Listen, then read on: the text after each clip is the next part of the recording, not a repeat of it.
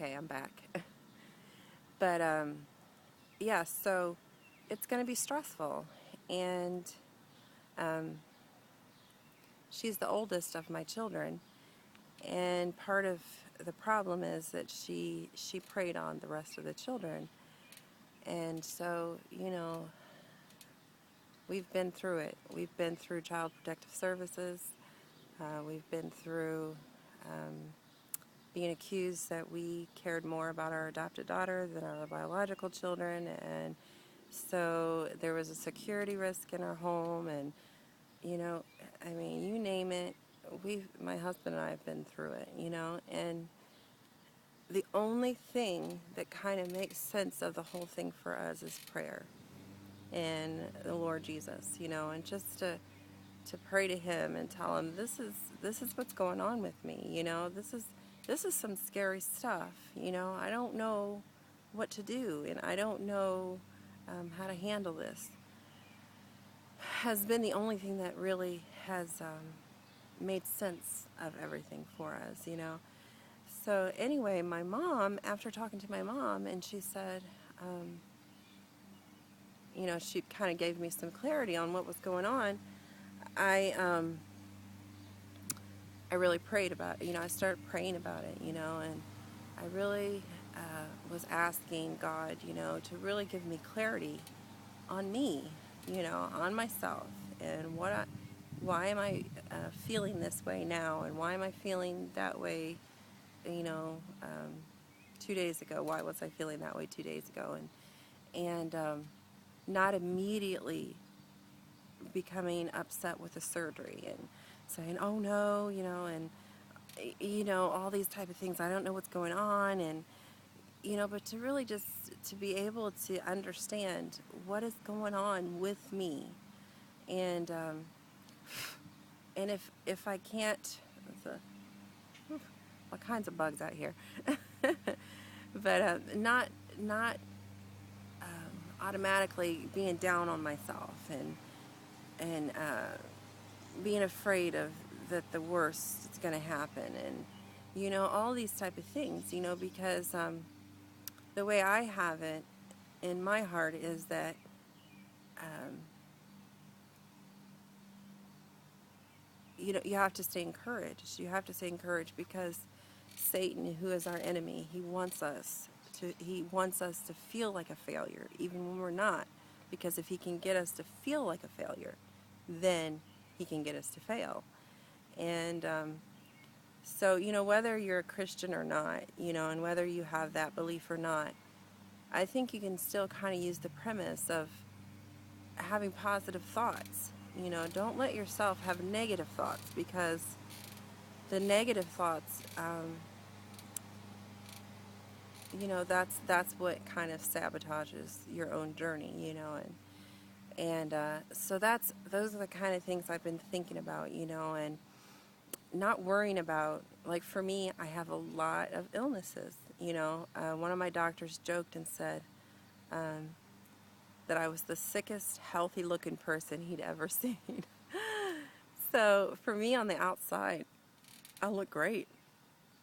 I'll look really great, and then I'll end up with all these devastating diagnoses. And it's been like that my whole life, starting from when I was 9, I was diagnosed with severe asthma and juvenile arthritis. And, it just went from there, and it's just kind of, before that I was very sick, but no one ever knew why I was quite often sick.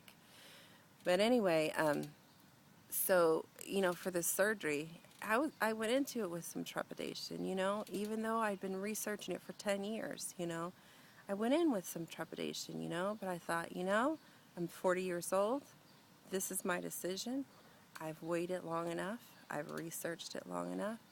But when it comes down to it, when you're facing yourself day after day and facing your body and trying to learn your body, and it's a new body. It doesn't act the way it did before. To me, it even feels different inside. I mean, even to the point where I feel every bit of food and drink, I can feel it going down, and I can feel it where it stops and where it starts up, which is probably everyone. That my goodness. I'm sorry, I'm having clothing malfunctions. Oof. Anyway, um, I'm sure everyone has that experience where all of a sudden it's like, what was that? Okay, what was that? That felt kind of funny. What was that? you know? And, but the fear of like, oh no, what if, this illness I have is going to cause it to be a problem? And what if that illness, and what if I can't, like all these anxieties that were coming up,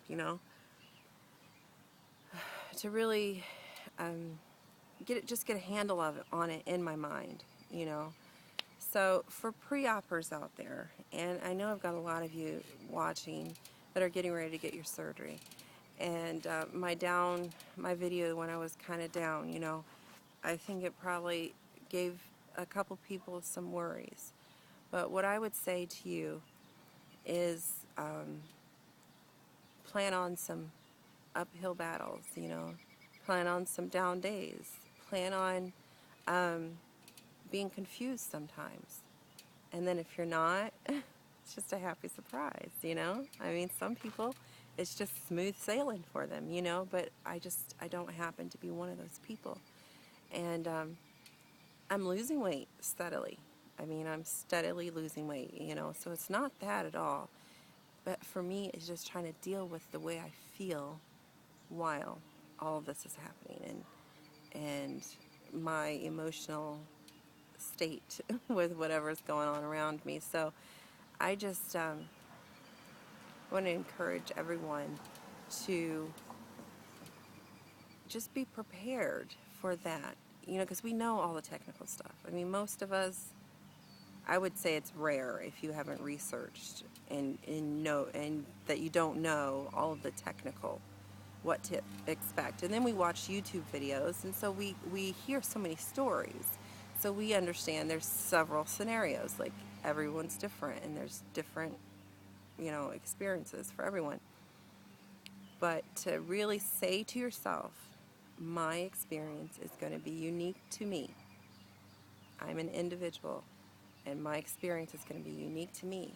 So be open to however you're going to feel.